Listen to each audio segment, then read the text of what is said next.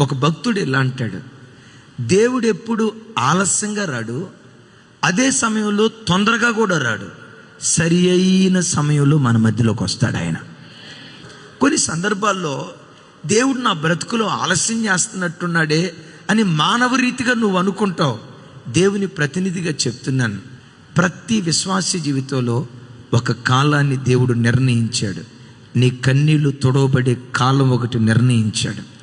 నీ అంగలార్పు నాట్యంగా మార్చబడి ఒక కాలాన్ని దేవుడు నిర్ణయించాడు.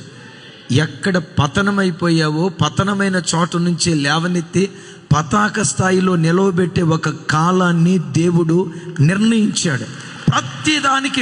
ప్రతిదానికి ఒక కాలాన్ని దేవుడు నిర్ణయించాడు. ఆమేన్. నీ బ్రతుకులో నేను నిలవబెట్టడానికి ఒక కాలాన్ని దేవుడు నిర్ణయించాడు. మీరు నేను చేయాల్సింది ఏంటో తెలుసా? ఆ కాలం వచ్చే వరకు ఓపికతో, నా కాలం రాకపోతుందా, నా కన్నీళ్లు తొడకపోతాడా, నన్ను దేవుడు జ్ఞాపకం చేసుకోపోతాడా, ఈ కష్టాల కడలి నుంచి దేవుడు తప్పించకపోతాడా, దేవుడు నమ్ముకున్నందుకు నా మీద పడిన నిందలన్నిటినీ దేవుడు వందలుగా మార్చకపోతాడా, ఆ నిందలన్నిటినీ దీవెనగా దేవుడు మార్చకపోతాడని ఓపికతో కనిపెట్టు. ఒక అద్భుతమైన మాట చెప్తా, దేవుడు ఎంత ఆలస్యం చేస్తాడో అంత అద్భుతమైన దాన్ని నీ ఒడిలో తప్పకుండా దేవుడు వేస్తాడు.